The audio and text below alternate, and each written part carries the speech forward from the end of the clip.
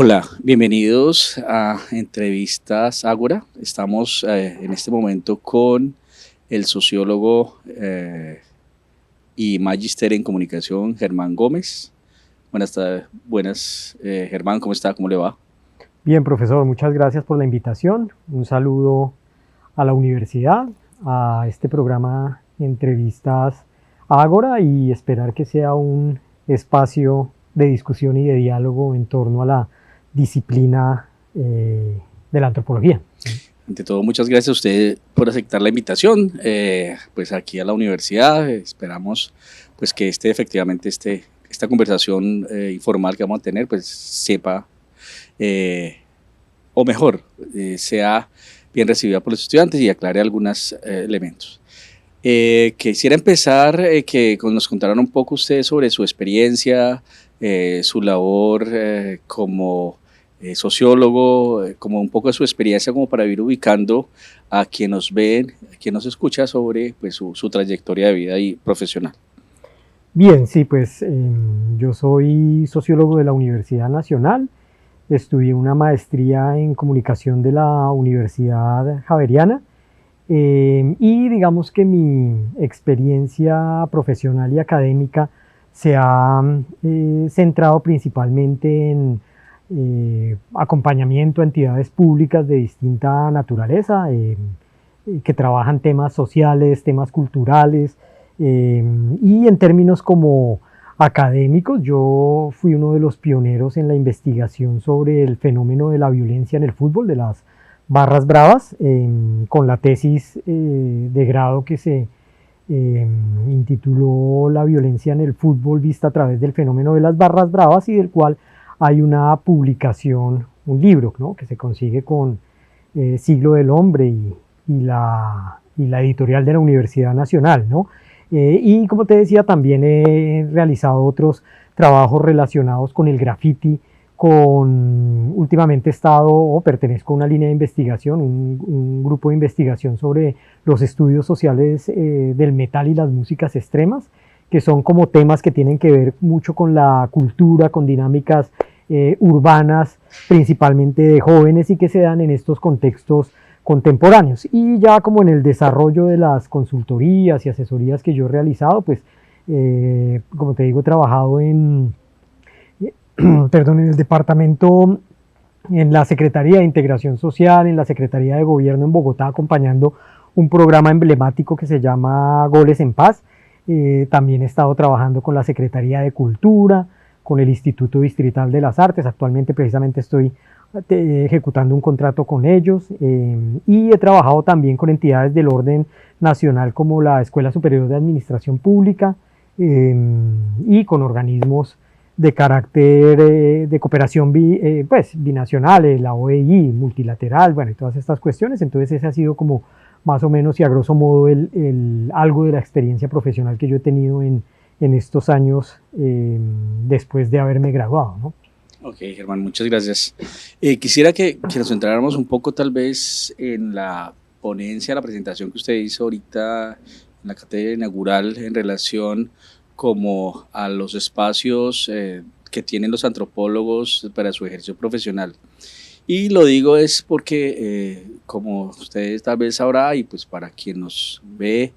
la carrera de antropología en la Universidad Surcolombiana es una carrera que se está abriendo espacios, está comenzando, apenas estamos entrando a nuestro sexto semestre, y entonces pues hay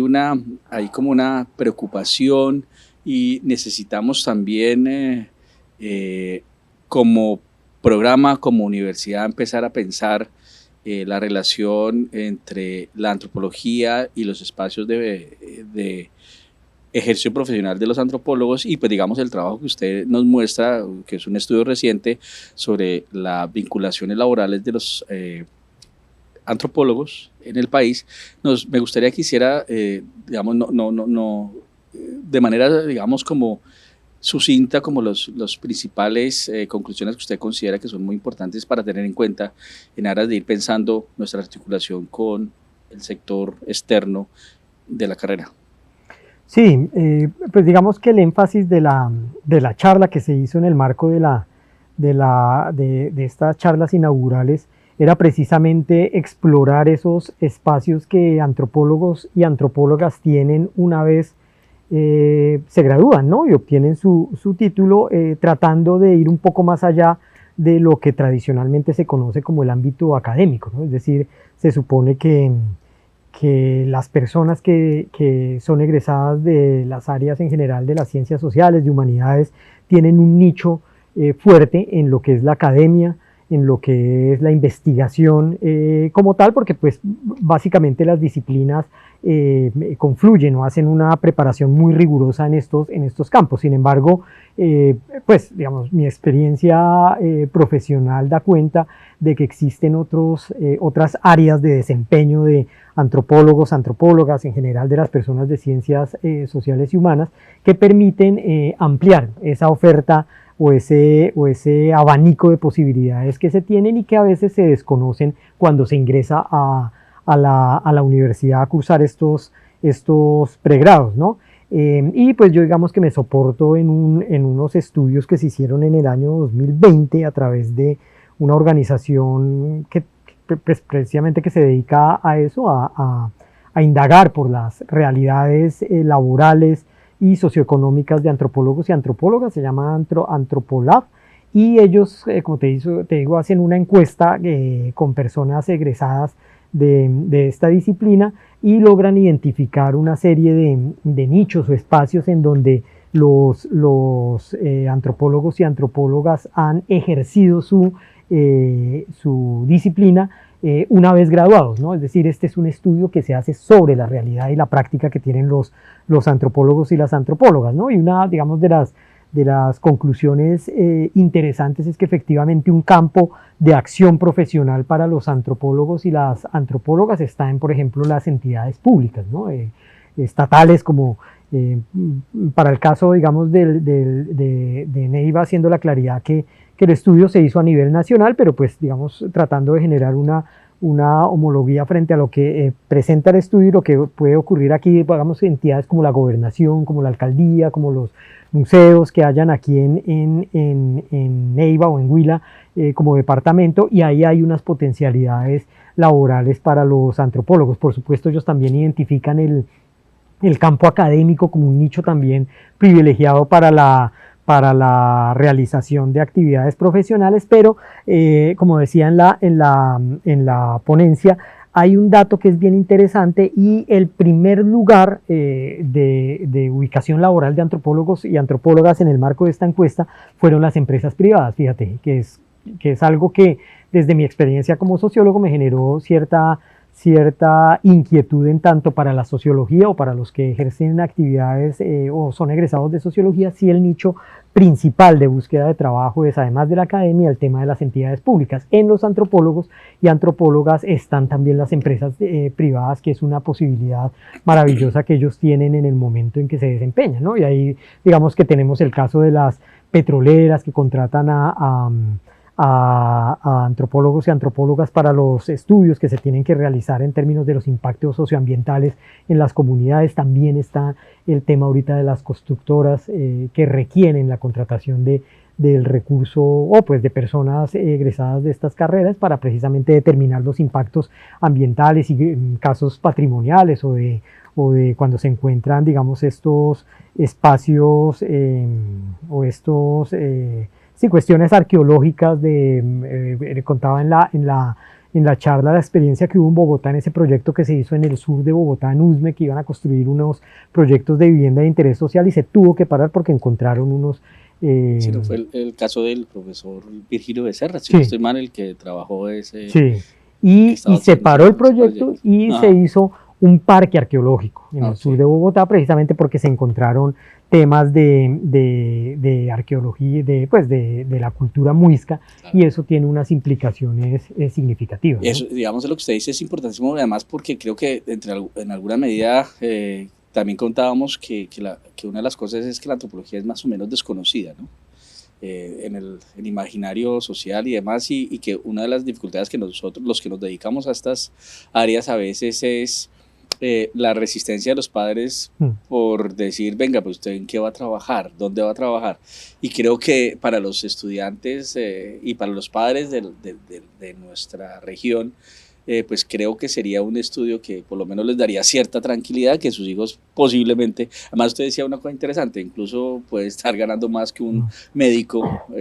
comparativamente hablando en términos salariales, y pues digamos eso, yo creo que eso tenemos que explotarlo publicitariamente, pues para que los padres no sientan pues que los hijos se van a quedar como hijos permanentemente en casa de padres porque no tienen con qué sostenerse, entonces eso es importante. Sí, de acuerdo, es que creo que las ciencias sociales, las ciencias humanas han tenido un posicionamiento creciente en la sociedad colombiana, porque, pues digamos, el caso cuando yo decidí estudiar sociología, precisamente uno de los llamados de mi mamá eran las recomendaciones a estudiar carreras valoradas, sí, útiles en aquella época, que era precisamente la medicina, la ingeniería, la contabilidad incluso, y se veía la sociología o las carreras de ciencias humanas como unas carreras que en proyección no brindaban una posibilidad de tener cierta estabilidad económica, ¿no? Afortunadamente, y como planteaba en esta charla, el panorama ha cambiado. ¿Sí? Carreras como la de medicina, por ejemplo, a raíz de la Ley 100 del año 1993 generó una crisis en los profesionales de la salud. Es decir, si usted no está vinculado a un hospital o a una clínica privada, su nivel salarial va a ser comparativamente bajo frente a la inversión de recursos de lo que significa, por ejemplo, una medicina. Incluso yo, pues, comentaba a manera de anécdota, he tenido sueldos altos que doblan, por ejemplo, los de los médicos que trabajan en una EPS. Entonces creo que hoy en día la variedad de alternativas que se tienen para las ciencias humanas, para la antropología, son muy significativas y permiten que las personas que optan por estas disciplinas tengan una proyección en el campo profesional y laboral que es muy interesante, ¿no? Claro, la antropología y las ciencias sociales no son ajenas a la realidad contextual y socioeconómica que se tiene en el país, pero pues afortunadamente los índices de desempleo están mejorando y ya, digamos, estamos bajando a un dígito porcentual, ¿no? Cuestiones que no se veían hace años, ya ahorita, digamos, se ha vuelto nuevamente a 9.3%, que eso afecta positivamente la dinámica del sector laboral aquí en Colombia, y eso, digamos, beneficia a los egresados de este tipo de carreras y en general a los egresados de otras carreras. Sí, creo que eso es algo muy importante que tenemos que tener en cuenta y tenemos que, digamos, transmitirlo como decía. Profesor Germán, lo invito a un pequeño corte, ahorita volvemos y vamos a retomar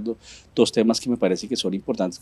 que tocó ahorita en la conferencia y con los cuales queríamos seguir esta charla.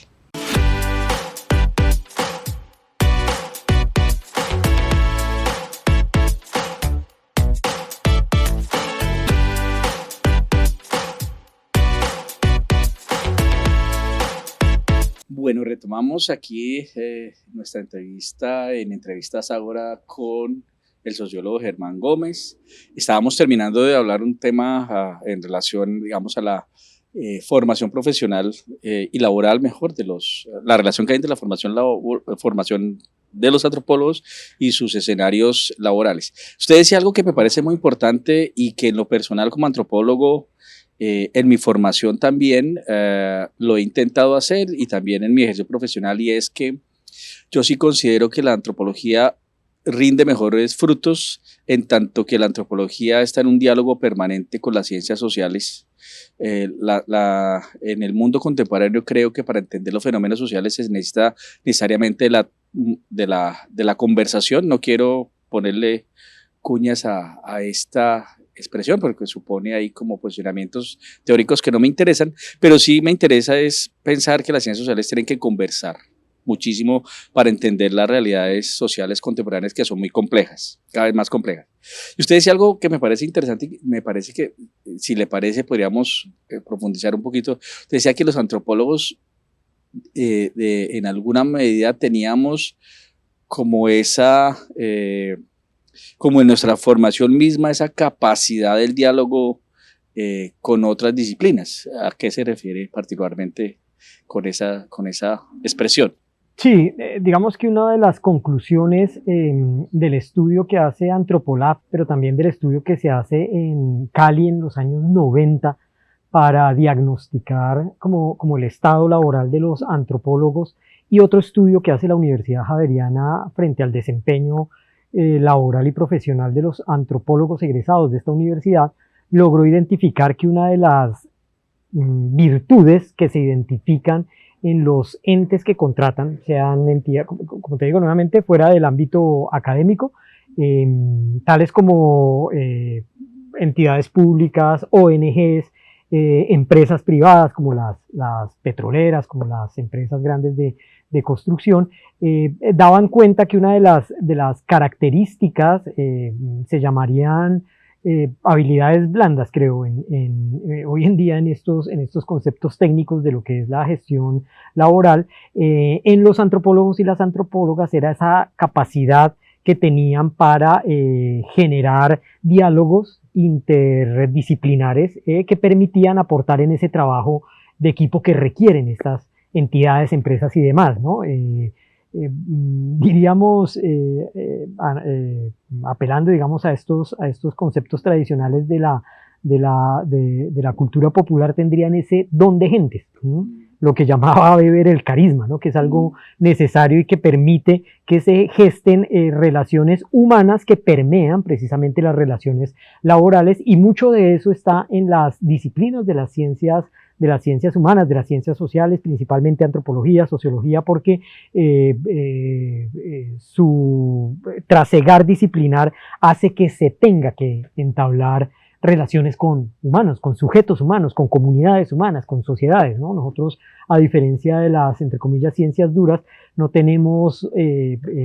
objetos, entre comillas, de estudio inanimados como la física, la química. Aquí nosotros estamos estudiando, interlocutando, estamos afectando y afectándonos por los sujetos y las comunidades en las cuales tenemos que tener nuestro ejercicio profesional, y eso hace que precisamente se generen esos puentes de diálogo, esos puentes de articulación, de integración entre las distintas disciplinas, ¿no? Entonces creo que eso es una de las grandes ventajas que se tienen particularmente en la antropología, y que es altamente valorada por las entidades que contratan a antropólogos y antropólogas, sea en el ámbito privado o sea en el ámbito público, ¿no? Ok, muy bien. Sí, y eso me lleva también a otro cuestionamiento importante, digamos, como ya como algo que quisiera reflexionar finalmente, y es precisamente, digamos, hay como el diálogo con las disciplinas, con las otras disciplinas que yo creo, insisto, mi posición personal es que debería propender la antropología por hacer eso, no atrincherarse pues en unos pensamientos disciplinares que nos aíslan de los demás, tanto en los escenarios laborales, como usted dice, y eso lo transmitiré a los estudiantes, que tenemos don de gentes, ¿cierto? Esperemos que sea así, ¿cierto? Que sería interesante que sea realmente explotar eso en el campo laboral, y también, pero también en el campo de la producción científica de conocimiento. En ese marco también quería preguntarle precisamente algo que hoy aprendí, por lo menos yo no tenía ese dato, de Camilo Torres, y cómo Camilo Torres en este texto emblemático sobre los campesinos es producto no de lo que uno hace tradicionalmente en la academia, como sentar un problema de investigación, reflexionar, hacer antecedentes, plantear una metodología, ir al campo, después analizar la información y concluir, pues que es lo que nosotros, es como el ABC de la ciencia, sino que es en el marco de una contratación con además un organismo transnacional como la Shell, además que si uno tuviese una perspectiva muy crítica diría uno que estaría más o menos vendiendo el alma al diablo, pues, pero más sin embargo, por contrario a eso, saca un sendo trabajo que es muy importante, por lo menos para la sociología, y supongo, pues, por supuesto, para las ciencias sociales, y entonces es volver, porque a mí esas divisiones a veces también me parecen no solo artificiosas, sino ofensivas, ¿no? Entre las ciencias puras, la ciencia pura antropológica y para el caso, o la antropología aplicada, ¿sí? Porque a veces, muchas veces, en esos campos de aplicación profesional es donde se puede conocer. Y digamos, en el caso de su, como usted nos explicó, en el caso de su formación, pues buena parte de sus indagaciones y de sus reflexiones sobre las realidades socioculturales se dan en el marco, no de la academia, sino en el marco de su ejercicio como servidor público en diferentes instituciones de la Alcaldía Mayor de Bogotá o en diferentes escenarios también del orden nacional. Entonces, es volver a recalcar esa importancia de los saberes aplicados para la creación de conocimientos también académica y científicamente válidos. Sí, de acuerdo. Hay una claridad, no fue Camilo Torres, sino Orlando Falz Borda. Okay. Sí. Y el texto, que es un texto poderosísimo, decía yo en la conferencia, que retrata, hace una caracterización, una de las primeras grandes caracterizaciones de una comunidad campesina, se llamaba Campesinos de los Andes, precisamente, y era todo el trabajo que hace el profesor Orlando Falz Borda en el marco de esa consultoría con la Shell, pues multinacional en esa época, era creo yo, de las empresas más gigantes de hidrocarburos a nivel mundial, ¿no? Gringa, además, y en un contexto político muy fuerte, ¿no? Donde estaba todo el tema del comunismo y todo eso. Entonces, claro, precisamente un sociólogo y trabajando para el imperialismo, para todas estas cuestiones, pero logra el profesor Falz Borda sacar, como te digo, una de las caracterizaciones más maravillosamente trabajadas desde la sociología de una comunidad campesina, donde uno encuentra esos rasgos culturales de esta sociedad, donde aprende a conocer esas prácticas de integración, esas prácticas de ocio, y que surge precisamente no en un espacio académico rigurosamente definido, sino en un proceso de consultoría. Y creo que hay unas enseñanzas y unos aprendizajes que le permiten a uno darse cuenta que a pesar de que no son espacios académicos per se, son espacios donde se producen conocimientos, donde se producen informaciones clave. Yo les contaba también la experiencia de lo que nosotros logramos identificar allá en Bogotá con lo que se llama la encuesta bienal de cultura, que es un ejercicio gigantesco que se hace, una encuesta a 15.000, 25.000 personas en Bogotá sobre temas culturales, y la realiza la Secretaría Distrital de Cultura, es decir, una entidad pública. Y con esta encuesta uno logra entender ciertos rasgos o ciertos aspectos de la cultura bogotana, ¿no? Que incluso dan línea para entender lo que está ocurriendo. Y les contaba el ejemplo de los bienes públicos en Bogotá, y cómo esta encuesta desde el 2012, 2014 al 2018 logró identificar un cambio muy significativo frente a la valoración que tenían los bogotanos en relación con los bienes públicos. Sí, los bienes públicos, ¿no? En 2012 eran las iglesias, seguida de los parques, y tercero los centros comerciales. En 2014 fueron los parques, y en segundo lugar los centros comerciales. Y ya en el 2018 se da un giro que, claro, ya era tendencia. En estas dos encuestas precedentes se lograba intuir cierto cambio, y era que los centros comerciales iban a desplazar cualquier otra infraestructura pública como el bien más preciado de los bogotanos en términos de los espacios públicos. Y eso da unos rasgos o unas características culturales muy interesantes de lo que significa en Bogotá ser eso, porque pues, el centro comercial es un centro comercial precisamente. Que digamos, hay una contradicción, porque si el centro comercial es espacio público en el sentido en que pues, hay acceso y todo el mundo encuentra en el centro comercial. De hecho, aquí en Neiva es el San Pedro Plaza, que es uno de los más emblemáticos, y uno ve que los fines de semana es atiborrado de gente. Pero hay un problema de conceptos, porque es un espacio, digamos, es un lugar público, pero no es un espacio público en el sentido que es pues una empresa privada, eso es con fines comerciales, con fines de consumo, entonces claro, hay más o menos una contradicción en esos términos, ¿no? Sí, de acuerdo. Lo importante del asunto era entender que en la valoración que tienen en el imaginario de lo público, es decir, libre acceso, es decir, así sea que usted vaya a comprar o a sentarse, es como esa concepción que ellos tenían. Entonces, fíjate que ahí lo que se ve es un cambio en esa percepción que tenían los bogotanos de un espacio eminentemente católico a uno deportivo con uno eminentemente comercial, ¿no? Entonces creo que eso es bien interesante. Digamos, también les contaba el tema de la encuesta mundial de valores, que es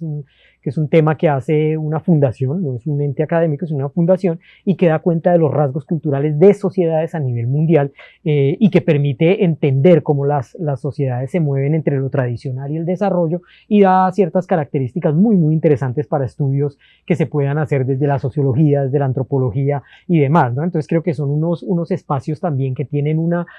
riqueza en la información y que permiten que las personas tengan, o los investigadores tengan acceso público a estas fuentes de datos y que no necesariamente son académicos. Ok, bueno, Germán, me resta nada más agradecerle su presencia aquí en la universidad. Repito, su perspectiva creo que fue muy ilustrativa en relación por lo menos a dos tópicos fundamentales: la empleabilidad de los antropólogos, que creo que es algo que nos preocupa muchísimo a nosotros, esa necesidad de la transdisciplinariedad, y me parece también finalmente intentar romper esa dicotomía entre el saber académicamente puro y el saber técnico, como si fuesen dos cosas totalmente separadas, y pensar que antes hacen parte de un solo proceso. Muchísimas gracias, Germán, y pues cuando pueda volver es bienvenido. Gracias a ustedes y un saludo a la Universidad Surcolombiana.